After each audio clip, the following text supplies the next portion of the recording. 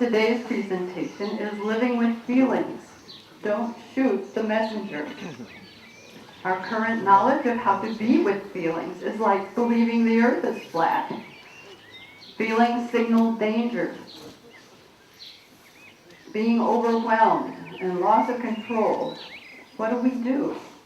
Kat Miller, our speaker, says we betray ourselves because we fail to recognize a feeling for what it is. A passing momentary state that's delivering a message. Ready to move on once we fully receive the message and take action. Kat has an MA in spiritual psychology. She's a counselor, teacher, and group leader here in Ajijic and abroad. Her passion is living a day-to-day life and deepening her capacity and the capacity of her clients to live freely, truthfully, and fully. Kat Miller. She's also going to do our meditation and then segue right into her talk.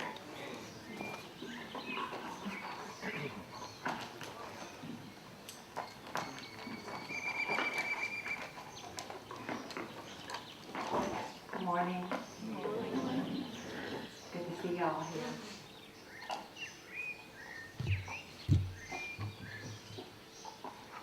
This morning's meditation is not going to actually be a meditation. It's going to be an exercise that leads us into what I'm going to be talking about. But it will still include closing your eyes and relaxing back into your chair, being in your body as fully as you can. And I do want to say to any of you who may be going through a hard time right now in your life, like we all do periodically, maybe don't do the exercise. Not that we're going to go into deep, dark places, but it may flush some stuff up. Also, when I say think of a time when you were happy, well, with happiness you could go to the happiest time, but if I say think of a time when you were sad, I don't want you to go to your saddest time. The purpose of the exercise is not to discover what the most is. The purpose of the exercise, you'll see, is to discover how the body and the feeling go together. So just pick something that's enough to give you the experience, but not too much to hook you up in the moment, because I don't want any of you listening as we proceed. So shut your eyes, settle back, take a breath.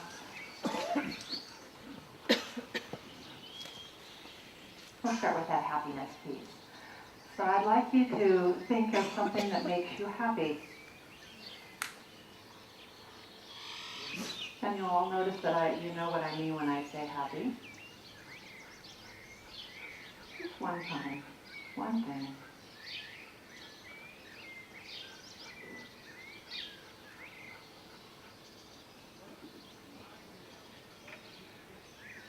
And now letting the thing that makes you happy sort of drop, but keeping the feeling, find out where is that feeling in the body? Where do you notice that feeling in the body? Where does happiness have a place in your body as a sensation?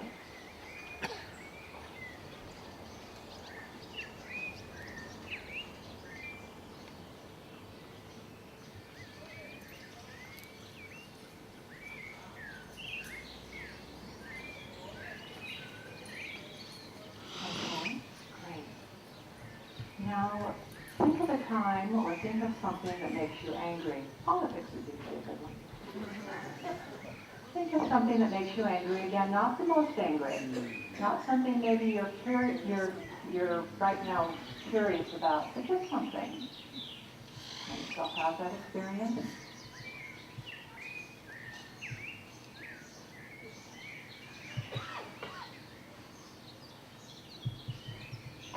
And now find out where anger is located in the body as a sensation.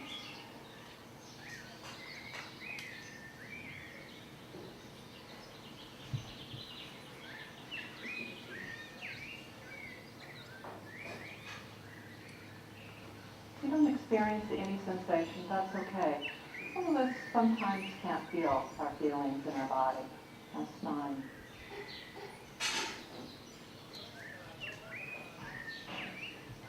Now think of a time or something that makes you feel grateful. Gratitude.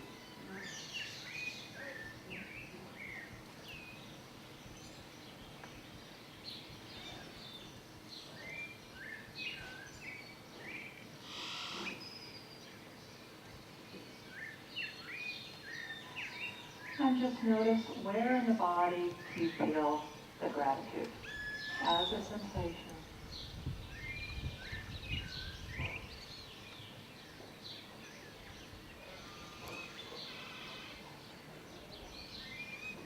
Excellent.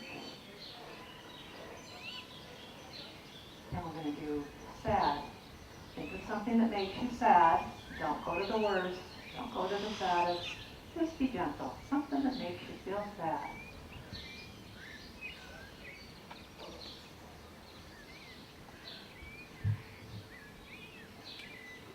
And located in the body as a sensation.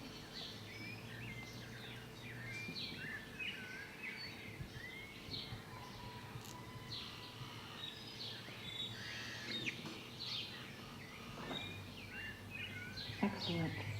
Happy again. Take it a little bit further. Happiness. Let's think of something that makes you happy, that brings happiness.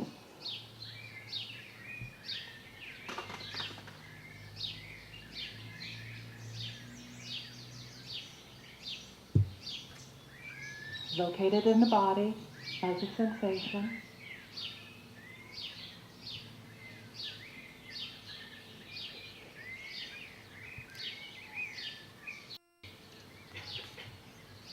Maybe different place this time.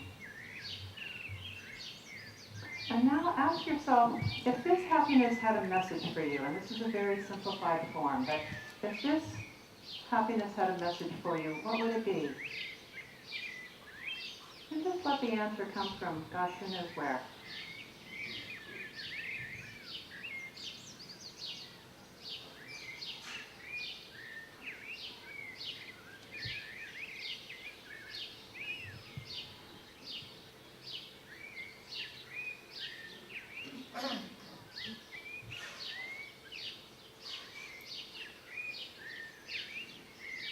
Okay, nice deep breath, wiggle around, open your eyes when you're ready.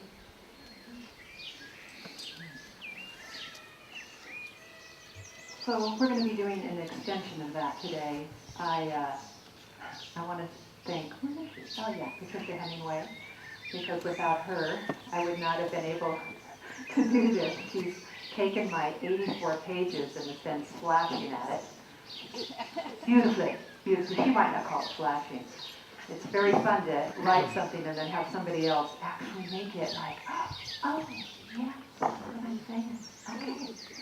So I really appreciate that, and that also allowed me to go back and slash more for this talk. I don't know if I'll be able to get through it all. I'm going to do the best I can. I'm hoping that I can at least give you a sense of this particular understanding of feelings, which is different than what most of us grew up in or have experienced or practiced ourselves. So that's my goal, that you'll have a takeaway, something small or large, who knows, indirect or direct. First I'm going to talk about an overview of feelings and how they operate in our lives, how they function, and how we can be with them. And I'm going to talk about the way we have been, and then this new process, and then I'm going to talk about what they want from us, because I believe feelings are indicators of an action that needs to take place. They're transient, they come and go.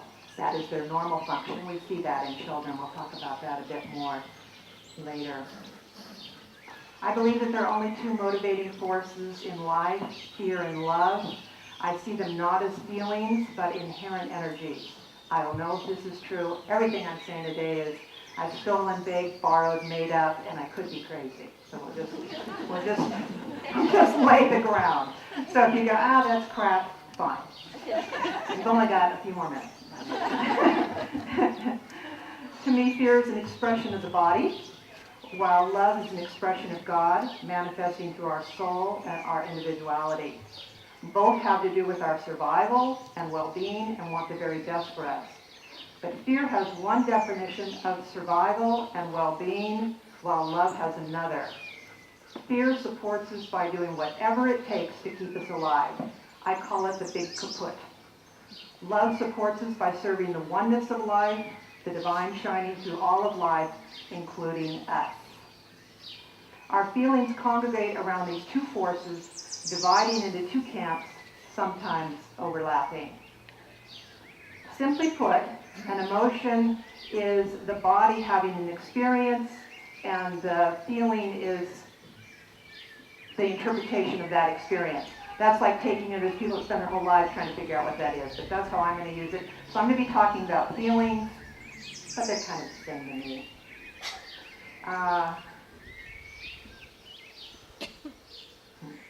This has got such a glare.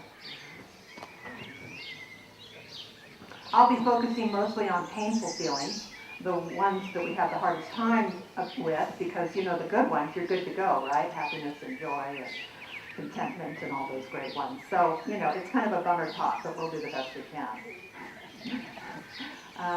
In my experience, all feelings lead home to the natural love and care we have for ourselves. Now, that's a radical thought. In some schools anyway, and in our experience, most of us feelings don't lead home. They actually lead us to chaos and turbulence and lots of upset. Feelings like the senses let us know that something is up, something important is going on. What has been wounded or what we love, they speak to us about our life. There's a technicolor of life. Feelings know our values and beliefs. They affect how we want to spend our time, what we might need to let go of. That's what we're afraid of. They know beauty and poetry, the arts, and tenderness. Without feelings, we would not be our true technicolor selves. Our challenging feelings are frequently a mix of past trauma appearing in a present disguise. They are complex. It's hard to separate feelings from thoughts, even though they frequently conflict. Over the years, there's been much debate about feelings or thoughts first. The current the current belief about it is that it is thoughts first, which is it doesn't seem like it. Unlike the senses, feelings are an inside job. They need no outer stimulation in order to be felt, though much of the time there is something outside ourselves sponsoring a particular feeling. It may be a strong or subtle, and though always subjective, we believe feelings to be true about more than just us. Feelings make us throw things at our spouses, cry when hurt, hate ourselves, lie down when depressed, judge ourselves, and oh, so much more. For the most part, we are dysfunctional when it comes to our feelings, usually having no idea what to do with them other than to react. We run around internally like Chicken Little, screaming, "The sky is falling, the sky is falling." And if we are not reacting, we are kicking them under the bed like dirty socks. Our feeling education is very limited. Society has taught us by gender which feelings are allowed and which ones aren't. And we know this. Anger with its intensity is not for girls. Girls must cover over anger with a smiling face, pretending happiness. Boys are taught to man it out. The natural expression of tears when feeling any range of sadness is not for them. Society teaches us specifically which feelings each of us can or cannot show in public or private according to our age, our standing, our work, and our gender. A girl child can cry when she gets hurt. An adult male can show anger at work. Everyone is allowed to grieve when a loved one has died, and no one is allowed to feel hopeless openly. We see the authentic expression of what goes with each emotion by watching small children before it has been trained out of them. I continue to be amazed at how fast they move from one feeling to the next. Huge tears one moment, big smiles and laughter the next. This fastness was once us. It slowed down as we developed self-stories and believed what they told us about ourselves and our lives and about others. In our childhood homes, most of us learned that negative emotions were not allowed. Or we learned that whoever had the most negative emotions ruled the house. If our primary caretakers were angry, silent, or depressed most of the time, we and our siblings learned to scamper around, each of us utilizing different coping mechanisms to get by. Everyone in the family feels where the heck am I? If we grew up in a family, I already said that, didn't I? Oh, I know. If we grew up in a family where feelings were not allowed, we covered our feelings with a family mask of the no-feeling feeling. If that did not work, being goody two-shoes or the wild child may have been our coping strategy. Being smart little people already, trying to figure things out, we most likely determined that we did not belong since we felt differently than everyone else in the family. When we are little and our gifts, talents, and strengths are not appreciated, when our feelings, thoughts, and perceptions are not honored by our primary caretakers, we end up thinking something is truly broken in me. We do everything we can to hang on to delightful feelings and make them happen again. We don't get it. Thoughts and feelings are transient.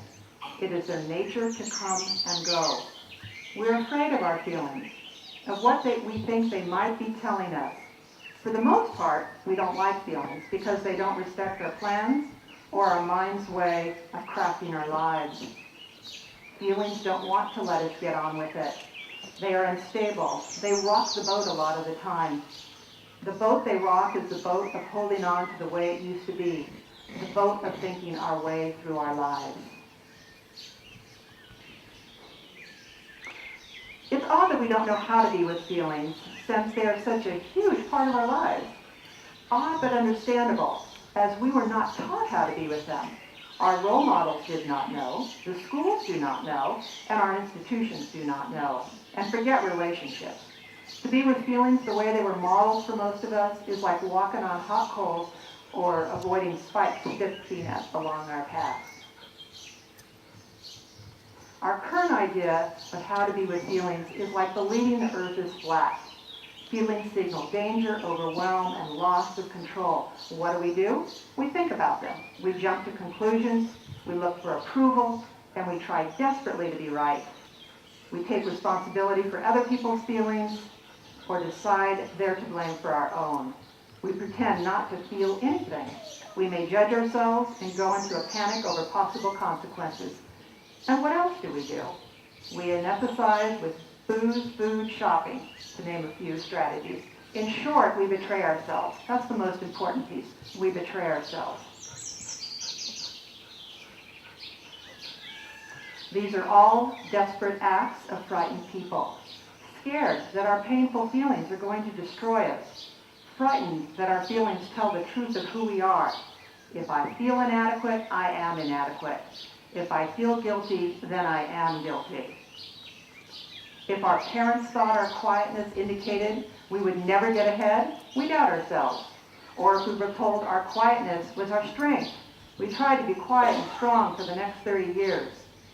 We do not recognize a feeling for what it is, a passing, momentary state that is delivering a message, ready to move on once we fully receive the message and take action. That's the core of my talk. That's the core of what I believe is true about feelings. That's the main message I want to get out, is that they're transient, they come to deliver something to us, they want something from us, and when we do what they want, at the deepest level, not at the top level, we'll be talking about that, then they move on. Which is, shocking to discover because some of us have been angry for, 40 years. Really? Like it would move on? Highly unlikely. Well, I think it's true.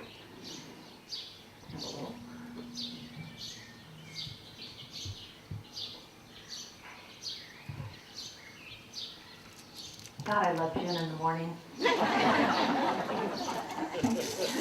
That's for my mother.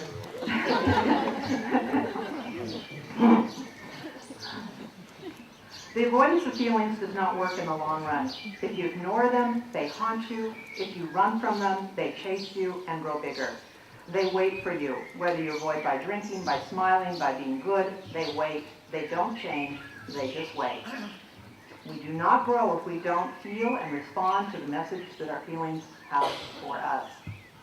Although most of us have a very limited repertoire, the range of feelings is in actuality extensive. In my work at a residential treatment center with traumatized adults who suffered in childhood, We use stick figure charts, which this is just amazing, to show the patients what emotions look like. You know, little smiley faces and little frowns in the forehead, all just sticks. This technique allowed them to begin to understand what they were feeling besides anger or sadness or the nothingness of being numb. Looking at stick figure faces was enough, unbelievable, to help them recognize feelings in others and then to identify the expression in their own faces. They began to expand their feeling capacities. Having a varied repertoire is important in order to experience fully the nuance of a moment. Is it sad or delightful? Once you have seen one, you have seen them all? No, no, no. Think of biting into an apple. The taste, the texture, its crispness or mushiness, how you enjoy some precisely because they are sweet and others for their tart intensity. Some apples are for baking pies. On the other hand, some are looking for a piece of cheese or cannot wait to be dipped in caramel for Halloween. Patricia broke that out for me. That's a good one, don't you think? Feelings are just as varied. We need to know the difference between being outraged, appalled, or suspicious. If we don't, we can assume we are simply angry and miss the message. The difference between confident, open, proud, safe are important. The body interprets them differently, as does the mind. Many times there is a melange, intense fear with a side of excitement topped with hope. If we only feel the fear, we might not go ahead with an exciting project. We might not feel the support of hope or know the energy of excitement that can get us to the other side of fear. We also need the texture and nuance of feeling. The stomach tight with fear or the throat constricted with grief. We want to be aware of the smile on our lips reflected in our eyes to indicate our pleasure and delight. Rim walking. There is an order to our feelings. It goes pretty much the same way each time we find ourselves with a feeling. First, we have a thought, though we may not consciously be aware of it, and in the blink of an eye, we have a feeling and a sensation, which is what we did in the opening. Found the feeling, sensation. Then, a new thought tells us the reason why we have the feeling. After that, we circulate the reason over and over again, connecting our thoughts to the feeling until they become one. An example is a client of mine who felt sad and guilty because she believes she ruined her son's life. Year after year, she has been thinking of what she should have done, what she did or did not do, over and over in her mind, like a 45 RPM record. She's never investigated what the sadness and guilt are offering her, or what they want from her.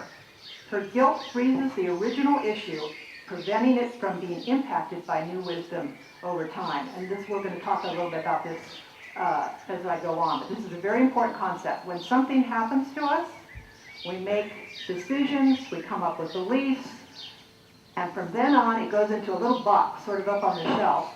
And then anytime we revisit it, we just have that information that's in the box. We don't get to use all that we've learned since that time for our own wisdom, for our own ability to apply it to the original situation. This is a very important piece.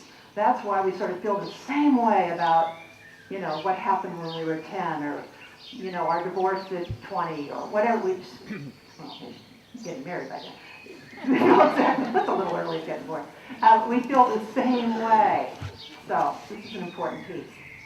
I call this repetitive circulating process rim walking. We imagine a high oblong rim above a vertical drop into a dark chasm of feelings. Rim walking does not resolve anything, although we make decisions and take action based on it. The same exhausting issues, feelings, and thoughts pop up over and over again, exactly as they had done the time before. It's so much fun.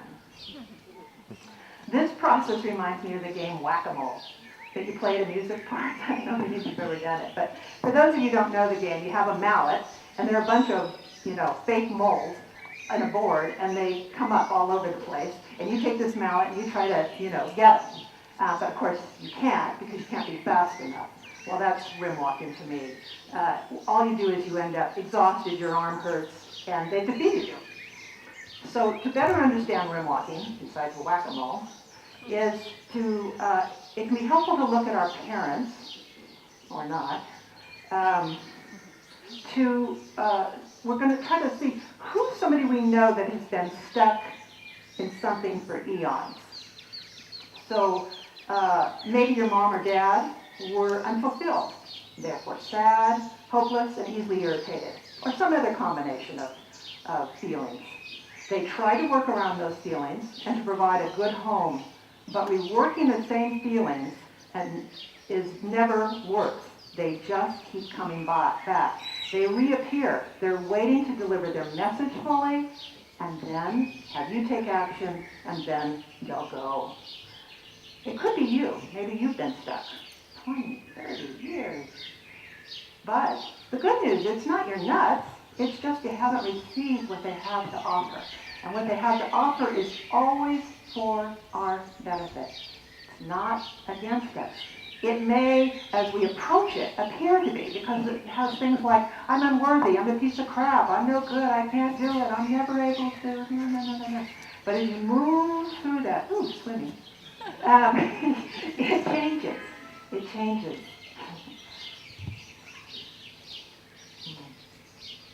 An alternative to rim walking is to discover what feelings really have to say, what they want from us, and what they offer to our self-awareness and internal intimacy. I call this alternative reflective inquiry.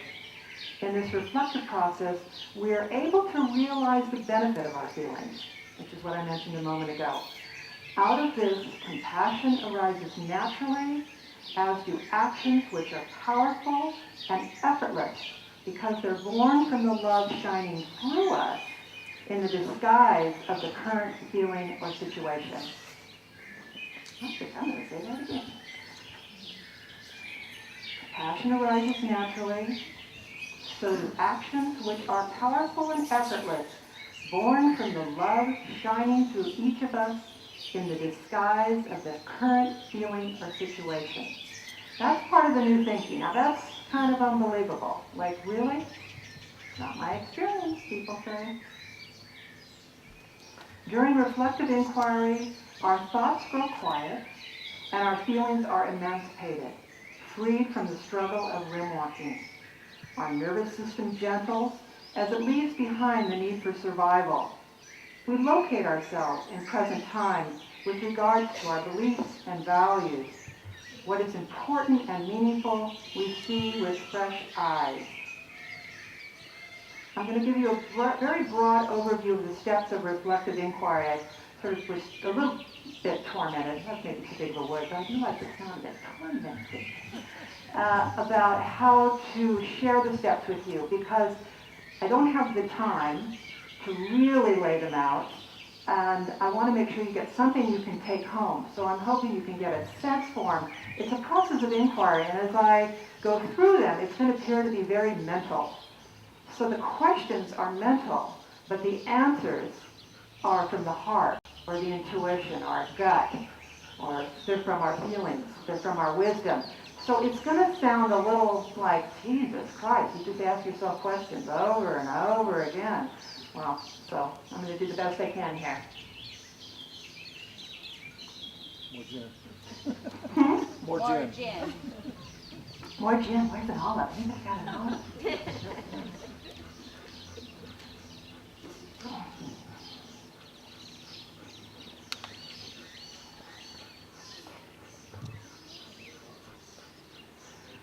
To know our feelings as messengers, we have to be willing, just willing to respond versus react. So by willing, it's an attitude. I'm not saying we have to respond versus react, but the first step is just to be willing. And that's, if you just kind of tune in as I'm saying that, willing has an openness. It's sort of forward in present time. So the first step is to be willing to respond versus react. Many times a conscious breath helps give us a moment to expand our perspective from the myopic viewpoint of the current moment to the larger context in which the current moment unfolds. This is very important because what happens when we have a feeling, particularly a challenging feeling, we narrow down. And that's what's available to us. So by kind of stepping back, taking a breath, bringing ourselves into the moment, we can see what also includes the moment, which is the rest of our lives. So I could say right now, I hate my life. I just hate it. It's awful. And then, somebody might say, well, is there nothing you like about your life? Well, yeah, maybe. Well, yeah, okay. Well, that's pretty good too. Well, that kind of, so there is. So it's allowing a bit of perspective. I hate my life. Da-da-da-da-da. What is it? But also included in my life is this. This that works for me. This that I appreciate. This that I love. This that brings up tenderness. So it's very important. And we can't when we focus down. It's just, I hate my life. Seems to be the truth of the totality of the truth. How are we doing? Okay. By the time we become aware of a feeling, several things are going on. Specific physiological responses, including hormonal and neurological responses, are already engaged. How long it takes us to identify that we're having a feeling depends on different factors, including our particular nervous system, our historical relationship to feeling, and our gender. Also the speed at which our thoughts supersede the feelings, and the degree of dissociation we experience. We all practice degrees of dissociation, which simply means when overwhelmed, we become separate from what we are experiencing as a way of not dealing with what is too much in the present moment. It's actually a very high level coping skill. It's the highest, is dissociation. So if you got it, hey, you're in there. Could you say that again? Dissociation being what it is? When overwhelmed. Simply means when overwhelmed, we become separate from what we are experiencing as a way to not deal with what is too much in the present moment.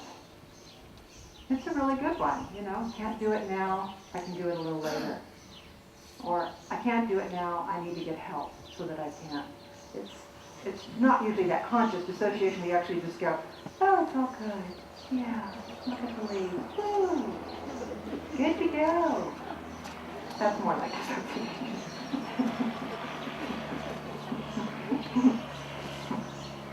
Once we recognize a feeling, the feeling tells us something is going on, internally or perhaps outside of us as well, and we need to pay attention.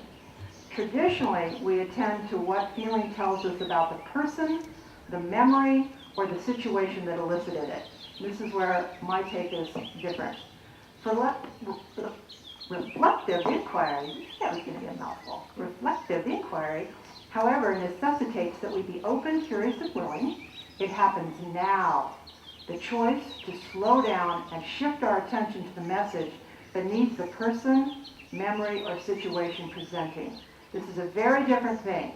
You yell at me, I say, I can't believe you yell at me. How dare you? It's like, whoa, slow down. It's your fault. I didn't do anything. Don't be talking to me like that. That's sort of the normal pattern. Even if we do it all internally, on the outside we might be saying to the person, oh, you're mad. Inside we're going, yeah, right. Bitch. I like to exaggerate as a way to get a point across. For the moment, we need to take very little interest in the presenting information. Again, counterintuitive, definitely counterintuitive. When the voice inside our head says, they made me feel mad because they don't respect me, so I feel unseen, or this marriage makes me feel alone, or I'm unhappy because I have to take care of everyone first before I can take care of myself, it is actually time to stop following the spiral of thinking and feeling. There may be truth to these statements, and they may need to be acted upon, but not yet. It's too soon. Now is the time to drop part of the sentence. They made me feel mad and unseen becomes simply, I feel mad and unseen. This marriage makes me feel alone becomes, I feel alone. Simplifying in this way is likely to generate fear, the desire to pull back and allow no inside. This brings us much closer to the shaky territory beneath the story of who and why what is happening. When we stop and eliminate the because, everything changes. But we don't like to eliminate the because. I have my reasons. I'm telling you. Now is a good time to breathe, being consciously aware of breathing in and out. Again, you'll hear me referring to breath because breath brings us in the present time. It lets our body know we're not going to die. Because sometimes when we go into uncomfortable feelings, it feels like, I'm going to die. It's going to kill me. I can't take it. So the breath brings us back to the body.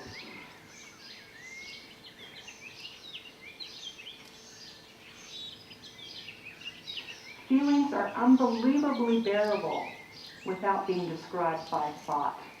That's sort of a shocking thing. I feel sad. I feel angry. I feel unseen. I feel hopeful. I feel bored. Okay, fine. The problem is when we REM walk. I feel sad because nobody really loves me and I can't, and there's just no. That's good to know. Maybe nobody does love you. That's really worth looking at. It's possible. Not very likely. Not people here at Ajijic. But it's possible. You just get to actually look at it. I think nobody loves me. Is that true? If it is, investigate. If it's not true, stop telling the damn story. Just because nobody wanted to play with you at hopscotch doesn't mean you're not lovable now. But it can be like that. That's the crazy thing. The next step is to tune in and locate the feeling in the body like we did before when we first started today. The body does not lie. It has a story to tell. There's no set place within the body, but there are some common experiences. Anger, for example, may be a constriction in the throat or the head. Sadness can be a heavy sensation in the chest. Anxiety, a shakiness in the belly or throughout the body. But who knows? You may find anger in your pulled up right shoulder and envy in your hips, happiness tingling in your face or curling your toes. We find out by asking ourselves, where do I feel this feeling in my body? As we shift our awareness to the location, we let the body speak its experience. We sit for a moment, allowing our current awareness of the feeling as body sensation to answer this question. When have I felt similar in the past? First question. Feeling, sensation, when have I felt similar to this in the past?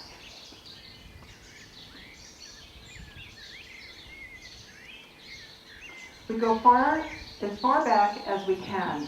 We may have a flash of a past time or two when we felt similar.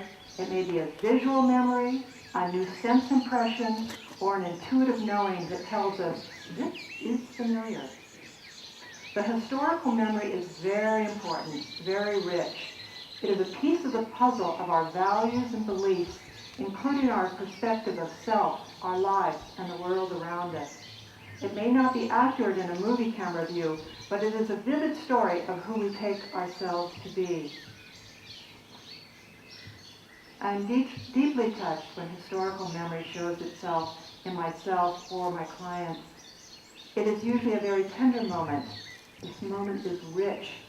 It slips us away from the present, including access to all we have learned and experienced since the time being recalled. I spoke about this a little bit ago. This is really important. It slips us away from the present, including access to all we have learned and experienced since the time being recalled. This past experience has programmed our future, and this moment is the current future of the past. Like that little puzzle? This moment is the current future of the past. Once the memory is recognized and any feelings associated with the memory are given room to be, it is time to shift our attention from being in the memory to an observer point of view where we can ask ourselves many questions, taking all the time we need to discover our answers, our associated feelings. Some of the questions, now this is where it's going to get kind of like, intellectual, list. What beliefs and decisions come from the experience I'm recalling? What is the memory's message? This you're not going to be able to remember to take home, but I hope you can just kind of lean into it and feel it out a little bit. How might this set of beliefs and decisions be affecting what I feel and experience in the current presentation?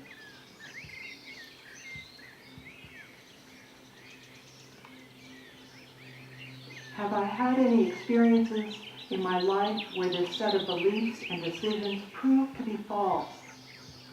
We need to be very specific when answering these questions. Generally what happens is we find our answers, when we find our answers, the pieces of the puzzle of us begin to take shape. Gentle waves of tenderness, compassion, understanding come, and replaces the word but. We continue. Given what I am discovering about the past, I compare it to the present and notice what's similar and what is different. How does the past affect the current presenting emotion and the immediate or external, the internal or external situation? Sometimes the answers are surprising, if not downright shocking. How does our present awareness affect the past? It is said we can't go back and change what already happened, but we can. When we do reflective inquiry, it can even change our nervous system. Bringing in one new awareness shifts everything on the timeline of our life story. This process is not complete until we discover what we need now. How might we support ourselves, body, mind, and spirit? Sometimes we are afraid to know our answers for fear of what change may cost us. So in the moment, we need to be free to know without committing to any action plan. And then we see what is doable. We let our heart step forward, leading us, and the thinking mind can help us deliver our results. Remember, if you don't follow through, this is important. So if you take away something today, you're going to take away feelings are messengers. They indicate actions that need to take place. If I don't take the action, or the actions, internally or externally, they're going to come back and get me. It's their job. They're relentless. So, remember, if you don't follow through, the feelings will stay or return soon, as they have a message to deliver and an action that needs to take place. Lastly, we check back in with ourselves by gently closing our eyes, tuning into our heart so we can experience what is here. What is available now? Now. In this process of inquiry, what is available now? That may have not been available before we started, any given being with feeling. Lastly, we drink this in. Subtle shifts, big shifts, drink it in. We see if compassion is here. If it is, drink it in. Well, that's the very brief overview. That's probably 20 pages long. This is just done in a page. So I hope it is enough to offer you a sense that your answers are waiting for you inside yourself, that they always make sense, and that they lead us home to ourselves. Just a sense of that, just a possibility. Just take that as a possibility. Your experience may not tell you that in this moment, but just be open to it. See what happens. Next time you have a challenging feeling, just take a moment. Breathe. What's the message? Where is it located in the body? Where does it go back to in a previous time? Curious. Open. You can always go back to dissociation. You can always go back to thinking. It's them. I need to change. Something's wrong. You can always go back there. No problem. It's waiting. Oh, yeah, it's waiting for you. You can take a moment. Just be true. See what's here. Thank you.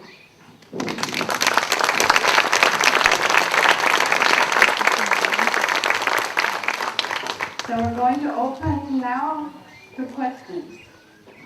And I'm sure there are plenty.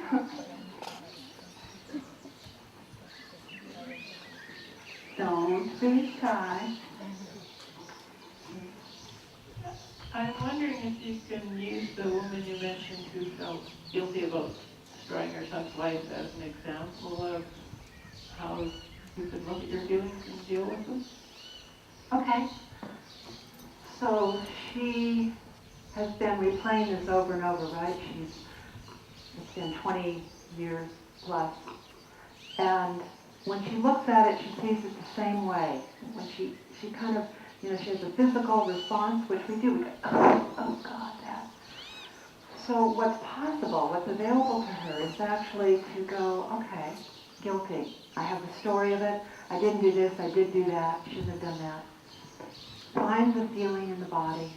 Then she gets to drop the story. That's the pivotal piece. I feel guilty. Drop the story. Find it in the body. When have I felt this way before? When is this similar? It might take her back to her childhood. It might say something like, in my family, I always felt like I could never do anything right. Gosh, I remember a time when I was 6, and I was supposed to do something, and I messed it up, and my father yelled, "Can't you do anything right?" Oh, she comes back. Oh my God, this feels so familiar. This is exactly how I felt when I was a kid. Oh, okay. What do I need to do? What's true for me? Maybe part of it is I did make a huge mistake. When I left my son with, his father, that was not good. Didn't turn out well. What else is here?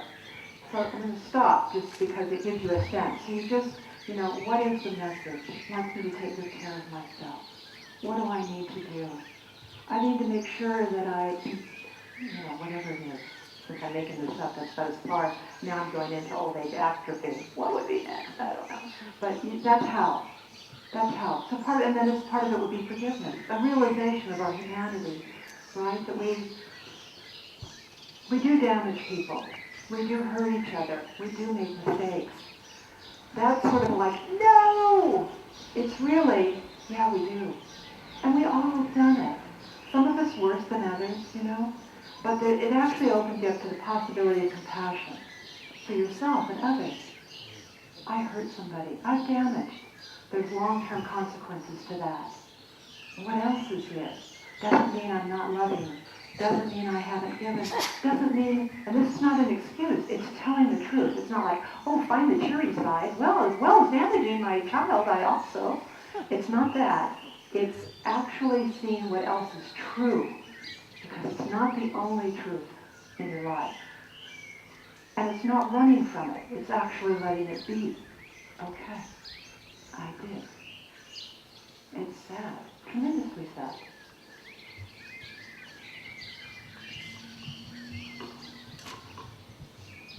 From your opening remarks, I'm not sure if this is the place to do this, but I've had a sorrowful feeling in my heart for 25 years. And I lost a son at a tragic accident 25 years ago. I couldn't speak at his eulogy, and I never felt like I really grieved, except 2 Sundays ago in church, there was an assistant pastor that during a sermon said some relevant things concerning death, and I had to walk outside and totally broke down. And I'm just wondering if that's part of the grieving process, or what I have to do to remove this sorrow from my heart. Well, part of it is, what a tender thing, right? What an awful thing to have your son die in an accident. So it looks like it's come to get you now. You're ready because you walked into the church a couple weeks ago, the right words were said, you're sitting here, you raised your hand. So part of it is just trusting the process. I might be ready. I've shed some tears. One thing that comes to mind, and this is a little different than what I'm talking about, is that, you weren't able to do the eulogy. You might want to do one now. You might want to write it out, maybe be witnessed by one person. Sometimes to be seen, to be heard, is enough. You may find ways to cry. Sad movies. But it's just the impact of it. It is sorrowful. The point is not to get rid of sorrow, it's actually to honor sorrow. What does sorrow want from you? What is it asking? What is its message? What is the benefit at this point of meeting your sorrow. Sometimes most of the time actually, our best qualities and characteristics about ourselves are developed through the worst things. So if you were to say what you might like about yourself best, what's your 5 things you like about yourself best, after you get over, oh no, I'm no good, but the next 5 is you'll realize that they actually came about or were honed or cultivated through the hardest times in our lives. So there's a way, you might be, having gone through this, you might be a more compassionate man. You might be a man, it could be any number of things. It might have allowed you to come down here and say, screw it, you got to live life the best way you can. We don't know how long we have. It could be anything. But to actually tune in and say, out of this experience, what in myself is being cultivated that I like most about myself? And see if there's an answer. There may not be. You may have liked nothing. Well, then that tells you you've been frozen. But now, as you're able to cry at church, you're hearing my answers, you pay to come see me. No. You just let it unfold. But keep looking for what is it creating within you that is quite beautiful, actually.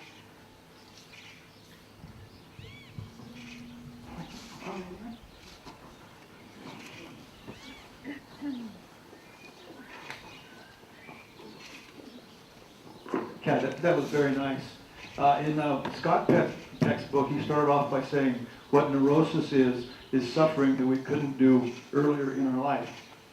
And one of the things that I wonder if as part of this reflective inquiry is going back and letting the feeling actually live as if we hadn't really felt the feeling before, as if the suffering is a postponement of the actual suffering that we couldn't do because we couldn't afford it. We might have been too young or educated away from it somehow. Well, I think, the synchronicity, you're asking that question, which you were going to ask before he stood up. The answer is yes, obviously, because here it is. Happened years ago, never really got to feel the feeling, as you said, never got to grieve, so the answer is yes. Of course it's part of it. I might have said no had he not stood up. It's funny how that happens. No, it's not.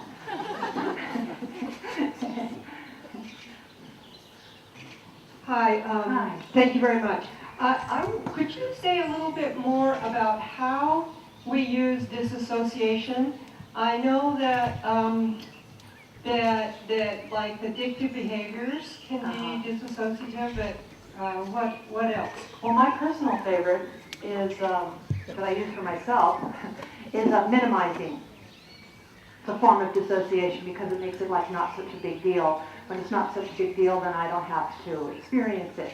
So that's gentle on the continuum. That's kind of like denial. Yeah. Minimizing is like Kind of like denial. On the far end of the continuum is dissociative disorder, where we actually have parts of ourselves that are blocked from other parts of ourselves, like literally have no access to them. That's the far end of the continuum. In order to have that end of the continuum, interestingly enough, most people who have dissociative disorder have genius IQs. So it's the highest level of coping strategy there is. But in the sort of back towards my level is just a kind of a fade away. That fade away. It really is. So we do all practice that, like, what sandwich would you do right now? Yeah. So there's just a fade away. And we need that. It's not a problem. In any given moment, we may need to step back. And the way to step back, consciously, is to say, I need a moment. Whoa, too much. I'm overwhelmed. I'm overcome. I can't do it. That's the conscious way. But unconscious is fine. Sandwich. That'll be good now. Thanks so much. That's the signal. Thank you, everyone. Thank you. Wonderful. Our speaker next week is Irene Anton, who asked the question, what is wisdom? And how did the ancients access it, and how do we access it today? Irene is an educator, a former high school teacher, principal, and superintendent of schools. Whoa. And so, yeah, go and get a lesson. and pick up your coffee cups and stack the chairs, and thank you for coming. We hope to see you next week.